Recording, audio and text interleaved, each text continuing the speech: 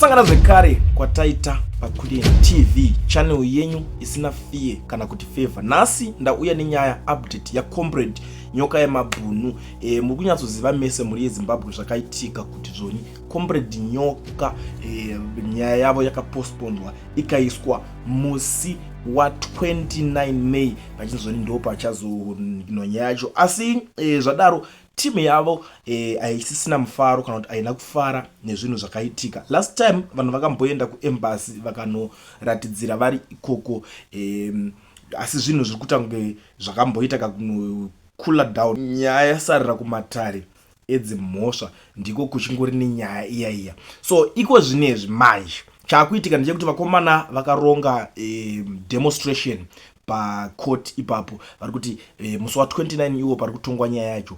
Mazimba handei tinoratidzira tichinomira naComrade Nyoka. But munoziva kuti last time nyaya idzi dzekuronga kuungana kwevanhu dzinenge dzichimboitika takambotaura tichiti zvoni timu iyi inenge ichironga, it's very important kuti vanyatsotsvaga mastrategies anoshanda, vanyatsoziva mabutton ekubaya.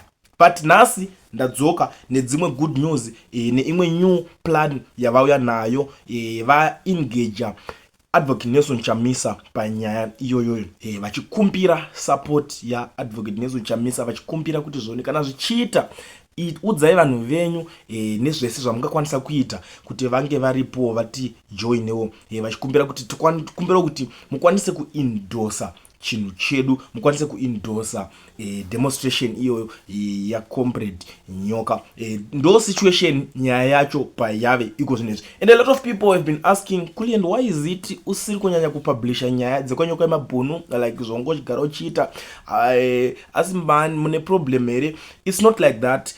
Munoziva muri yeZimbabwe kuti tagara nyaya dzese tinongobudisa without fear or favor. Just that pane dzimwe nyaya dzekuti tikabuditsa timu racho rimwe rinotanga kuuya vakutinetsa kuma inbox. Why is it mamanya kupublisha? Dai mamirira kuti journalist ningatanga publisha, dai mamirira kuti chinchi aiwa, dai mazoitaura zvakadai so, dai mazosefa zvimwe. So zvimwe zvacho zvinozopedzisira munongoziva nyaya zvadziri dzikatanga wanyanya kupresswa kunzi dzitaure so dzitaure so, zvinopedzisira zvisanakidze. So pamwe pacho tinombokula down, but patinozokula down ndo patinoona vamwe vakudzoka vakuti aiwa, why wamira, why wakula down, ramba ukaningirikina, ramba uchibudisa nyaya idzodzo. Imimwe muri yeZimbabwe nemakuda kunyazonzwisisa kuti chii chinenge chichiitika. Inenge koro nyaya yema-misunderstandings, but haisi nyaya yekuti tinotadza kusapotawo fellow Zimbo. Munongoziva kuti inini ndini one munhu anomira nemaZimbabweans zvakaoma zvichirwadza. So nhasi sekutaura kwandaita kuti Tsamba ndiyoyi, munokwanisa kunyazozvionera, munokwanisa kunyazorova ma-screenshot enyu, muchizoziva zvichange zvichiitika.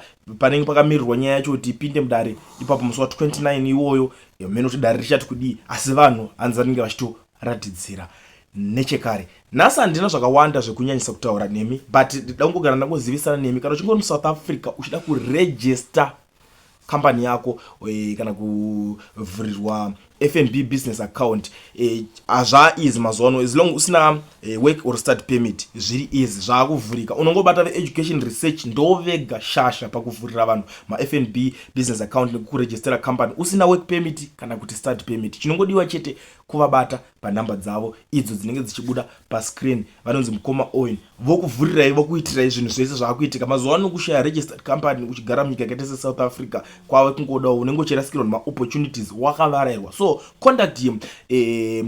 Ndoziva kuti kune vamwe futi vanenge vachinetsekana nenyaya dzemabookkeeping. Nyaya iyoyo futi vanoifambira, vanoisota zvisingaiti. Unokwanisa kunyatsotora screenshot, unokwanisa kunyatso kukumbira maflyers acho, ndonyatsokupa futi, wonyatsoona zvese zvavanonyatsoita. Ndoziva kuti haushaya 1 or 2 3 things zvaungada kubatsirwa navo. Nhasi ndisati ndaenda semazuva ese, regedzai ndikusiye makateerera zvekutaurwa nemumwe muZimba. Mozondiudzawo zvamuri kufunga in the comment section. Kana muchinge mune zvenyuwo zvekutaura ipapapa, munokwanisa kusenda panhamba dzinenge dzichibuda pascreen. Kulian kuri seyapo vanamba ndi Mambo Chipinge vari kuchema vachiti vana veZimbabwe ngatisimukei. Chimiro chetanacho chakuti mwana weZimbabwe weshe ngaasimuke. Ndaida kuonesana nevana veZimbabwe kuti tarirai zviri kuitika muSouth Africa mwamuri nekuzviitika kuZimbabwe. Nyokayemabhunu vatiri kudai abuda mujere vachakwanisa kumutora, chikonzero hatisi kuita action. Saka ivo vanofanira kudefenda utungamiri hwavo, tiri action yatinge tichiita. Mukana kuri muSouth Africa, vakuenda muSouth Africa vanofanira kuutama vana veZimbabwe. Ngatiite chisungo chimwe chete. Ndanzwa umwe waisa audio kuchannel yaNyokayemabhunu chiri kwazi vana veSouth Africa ngativazivise kuti zvigaranga zvakupinda muno muSouth Africa makuita ora vana muno vanojamuna, vana muSouth Africa vanojamuka, vatojamuka. Ko vana veZimbabwe tojamuka rini? Ko vana veZimbabwe tobatana rini? Saka kana South Africa ichikwanisa kuzviita kuti vanotoitoya, isu totadza sei kuti musura kwacho. Saka ngatibatane vana veZimbabwe. Zvikuita ni Comrade sakuaka kuti musi wa 29 May mpochando khoti kwa Nyokayemabhunu. Ngatibatane inini Sambo Chipinge noimba kuti kuoni kwa chinenga ndiriko ku khoti ya Nyokayemabhunu. Tatotana video rangu vachindoona vamwe vana veZimbabwe. Taremba kana kuchizi kuno kurwa hondo, ngaite hondo yacho nguwa iripo, nekuti tichapera vanhu vakawanda. Kana iri nyika yaZimbabwe, New Zimbabwe yacho tisatadza kuiona, chikonzero munhu angagaone atotipedza. Saka vana veZimbabwe ngatisimukei sekutaurwa kwazvinenge zvichiizwa. Ngatibatanei futi zvakare. Jere ngere vanhu, harisi regonzo, harisi rembeyapi, ngere vanhu.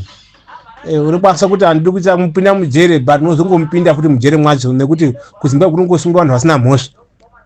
Saka patinotyisa kuZimbabwe kunouraya vanhu vasina ndaa. Saka hakuna kusiri kufapa, hakuna kusiri kusungwapi, nekuti unongosungwa usina mhosva yaunenge wakapara. Kungotaura chero zvinongosungisa kuZimbabwe. Saka vana veZimbabwe ngatibatanei. Ndo kutaura kwandiri kuita nevana veZimbabwe, kuti vana veZimbabwe tarirai kuende nyika, tarirai zvoita zvigananda. Zvigananda zvaane masimba nemunyika dzisiri dzavo kushandisa mari. Saka izvozvo tinofanira kumira geza wakati action. Munonyarira sei vana veZimbabwe mari ichiryiwa, muchiona mari ichidiwa? Ndiri kutaura but hapana action yamuri kuita. Saka isusu ngatiitewo action sevana veZimbabwe, zvisina kuti liga ringachitaura ndiani. Ngatipinde paground tiite basi. Hakuna kusiri kufapi nyika yaZimbabwe. Tashungurudzika, tatambudzika muSouth Africa, dzimwe nzvimbo vaZimbabwe navacharapo. Kuti vandoziva kuti kuZimbabwe hakuna mushonga. Saka izvozvo ngatimire pamwe chete, hakuna kusiri kufapi.